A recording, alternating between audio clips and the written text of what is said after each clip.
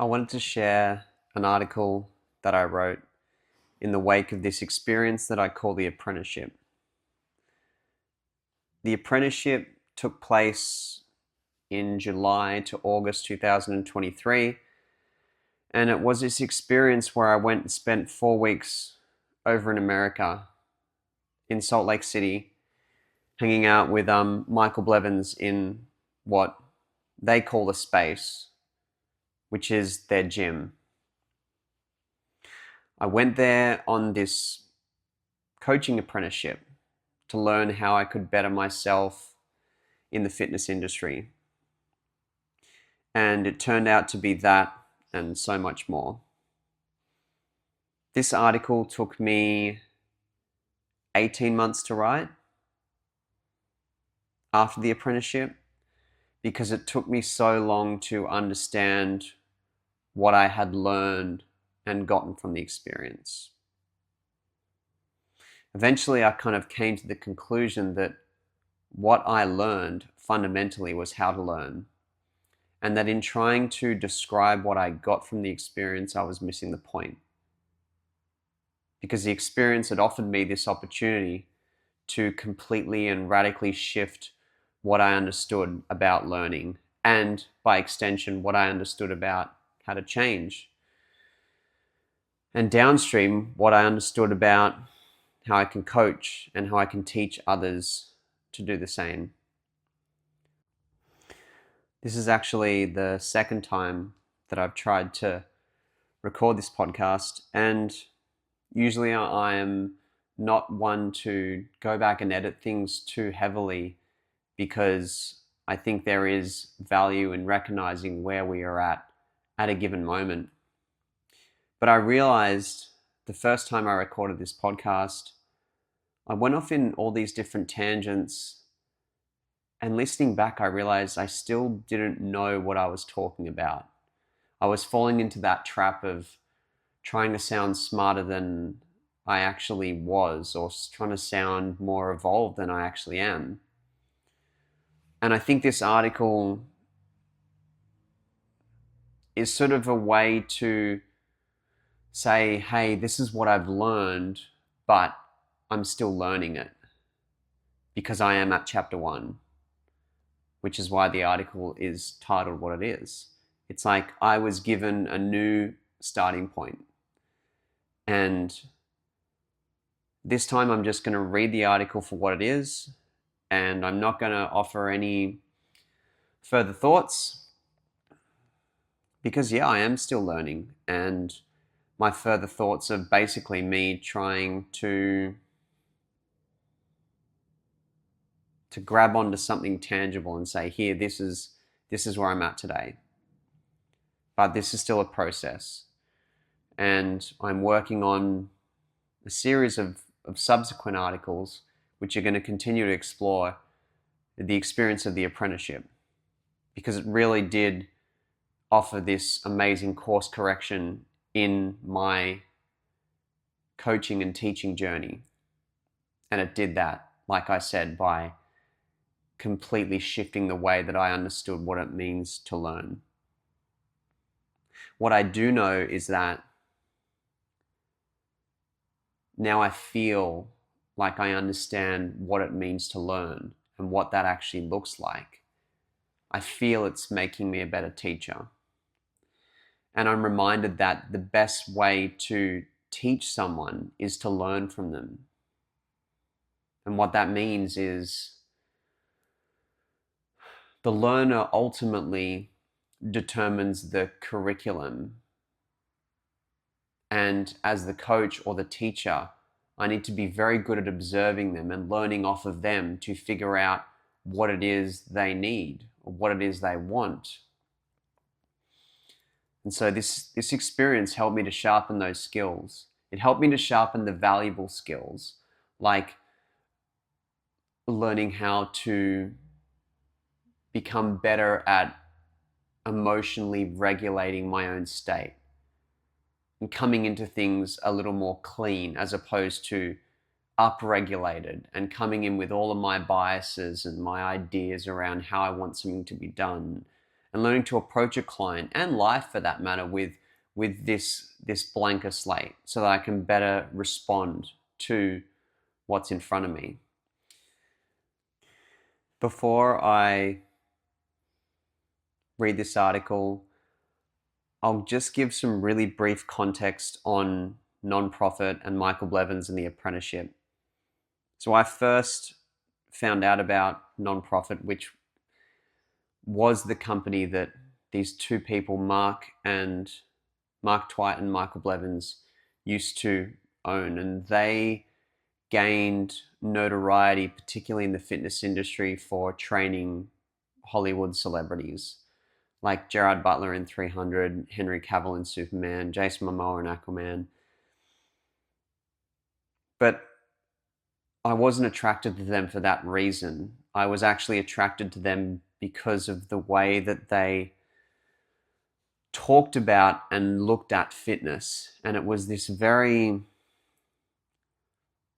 philosophical, kind of psycho-spiritual lens where the concepts that they would explore through working out and through training just really resonated with someone like me who likes to understand why things are the way they are and likes to believe that there is some deeper meaning to this process. So as someone who was attracted to that sort of lens in my life as it is, when a mentor of mine at the time mentioned to me, hey, you should check out the nonprofit podcast, I think you'd really resonate with them, I went down a rabbit hole. And for the next 2 years, I would consume the podcast, I'd read the journal articles, and nonprofit became this constant source of inspiration in my professional and personal life.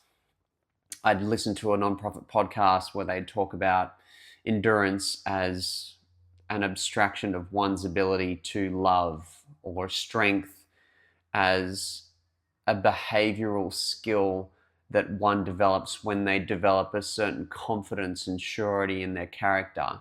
And I would experiment with those things in my own training, and I'd kind of try and implement them with my clients. And I was often frustrated at my inability to really get a client to understand how I was approaching this fitness thing.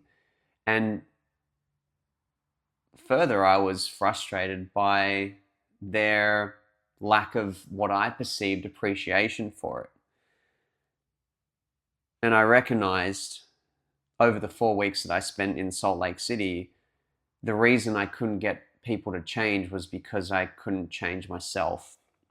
And I'd fallen into that trap, which I did the first time I recorded this podcast, around becoming too attached to these intellectual ideas as a means of proving my worth, or proving that I'm someone worth listening to, or even becoming attached so as to offer me some security, so that I was justified in going off on these whimsical, irrelevant tangents, and ultimately to avoid the things that I didn't want to do. I didn't want to stoop so low as to do challenges or basic personal training. But really, it was just me avoiding work that I didn't want to do because I actually wasn't confident in my own ability to do that.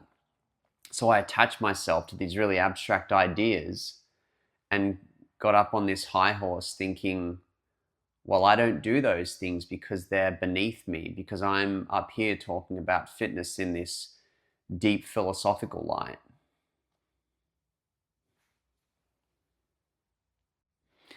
And over 4 very intense, uncomfortable weeks, all of those ideas that I had about what I thought I knew and who I thought Michael Blevins was, and what I thought nonprofit did, they were slowly dismantled. And it was painful because for a lot of the experience, I felt like I'd been let down. And Michael, was someone I idolized. It's the most accurate word for it because it's actually true. Michael is a guy who, like me, is very intellectual and he's quite articulate and talks quite intelligently on a lot of the topics that I resonate quite deeply with. So I idolize this person, and he wasn't that person while I was in the space in Salt Lake City. And I learned, and I think I learned that that was by design. So the apprenticeship it was such an unpleasant experience, but it was so valuable. And that's the thing I could never communicate with people once I returned. I only had, oh yeah, it was really valuable, but I never knew why. And this article is basically my articulation of why it was, because I was undone. I was undone in the sense that I had to go back to chapter one, and I don't even want to say relearn because I hadn't learned in the first place. So without further ado, here is chapter one, The Space Odyssey, recounting my experiences of the apprenticeship.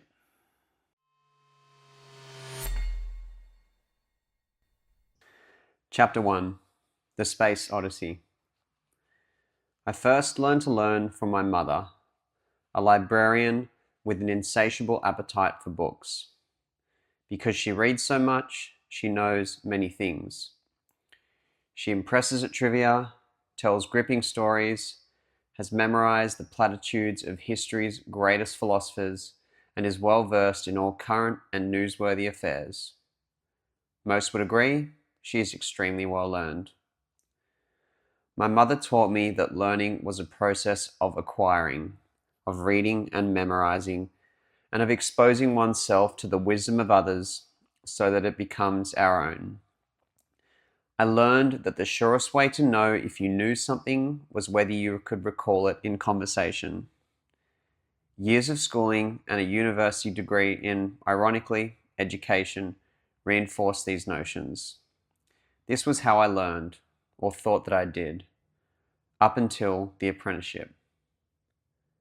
I've always had an affinity for the intellectual, the sophist with a vast academic resume and a command of vocabulary. I was compelled to listen and heed their advice. Michael Blevins and Mark Twight are both highly astute and articulate, especially contrasted against the backdrop of many in the fitness industry. This is part of what attracted me to nonprofit. I hoped my subsequent investment in the apprenticeship would grant me the same degree of sophistication and mastery over my clients and myself, and that finally I would learn and possess the thing I felt that they had and that clearly I did not. I often describe learning in these terms, of a thing that I could take or get, possess or acquire. This extractive philosophy seems so typical of Western cultures. I was so bent on getting something from the apprenticeship and to make the most of my time in Salt Lake City. But it seemed in doing so, I missed the point. You came in here being very eager to start learning, Michael tells me at the apprenticeship's conclusion. But you did the equivalent of banging your head against a door to open it, as opposed to just waiting to push it with your hand. If I spent far less energy concerned with what I could take, attempting to hurry along the process so as to get more from it, and more with how I could best fit in by building closer relationships with the clients and the coaches and adjusting my routines and behaviors to mimic theirs, I would have paradoxically gotten a lot more. These are better conditions, or as Michael would say, a better state for one's learning. Someone who is patient and calm, resonant and harmonious. I have paid very close attention to this since. Recounting my experiences of the apprenticeship, some believed I had been ripped off. After 4 weeks, I returned home with only a non-profit branded hacky sack to show for it. Others were convinced I'd join a cult. Truthfully, at times throughout the apprenticeship, I had felt the same. Only due to a lack of perspective, however.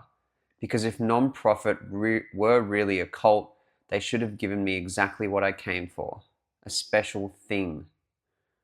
Cultists maintain that these things exist, be it the sole connection to a higher power or a secret methodology that only those initiated have access to. I should have paid closer attention during 300 Training Actual, the first podcast I listened to from Nonprofit. A 2-hour tirade explaining how the fabled 300 training program was alone mostly useless, that the thing itself was not at all important or special.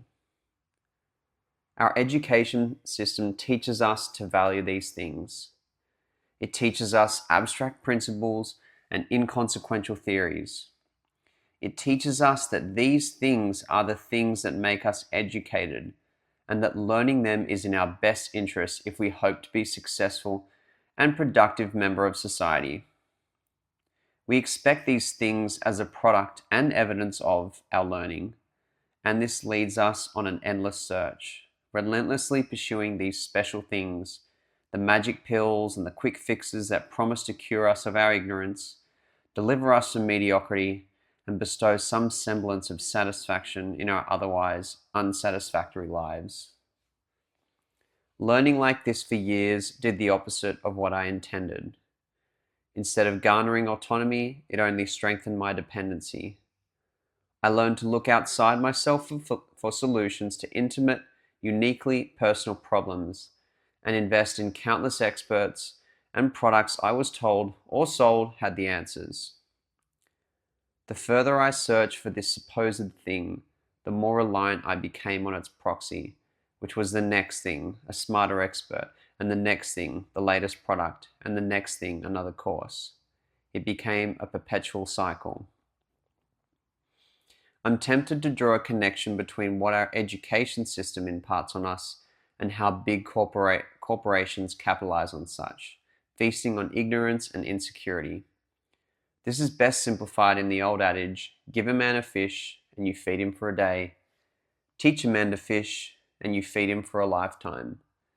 Dependency ensures a repeat customer, whereas autonomy is bad for business.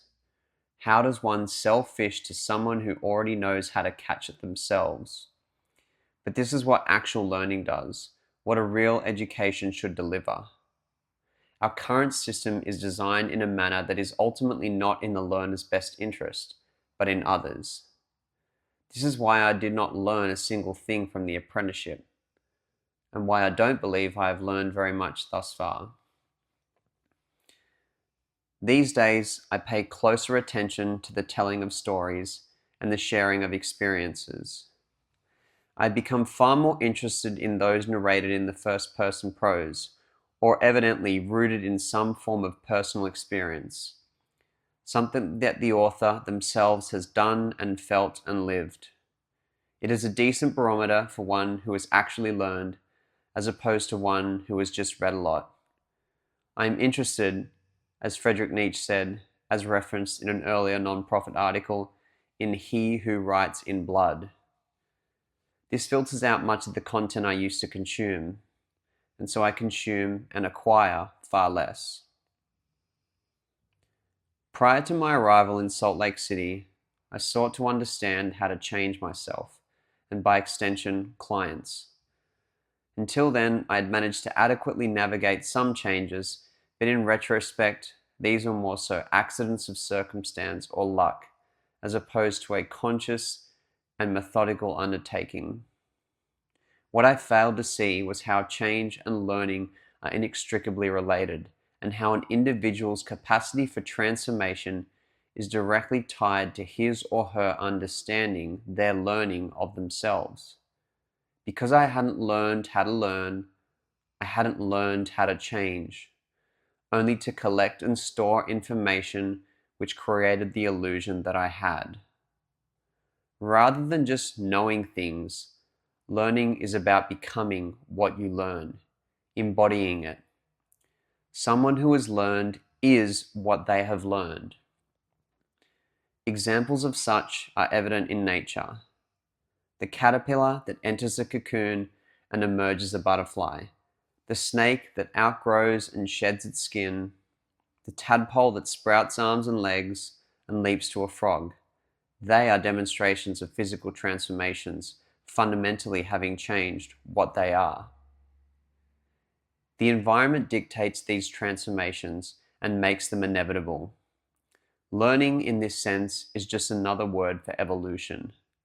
The space in Salt Lake City serves as such a container, providing one the opportunity for growth and exploration and stability and nourishment, both of which are necessary to learn. Too much novelty leads to burnout, too little risk to stagnation. In this way, the 300 training program is only an abstraction of a curated environment of personal metamorphosis and the awareness each player developed as they were taught how to learn. I didn't understand this during the apprenticeship. The space felt alien and unpleasant to me, and I did little to shift this.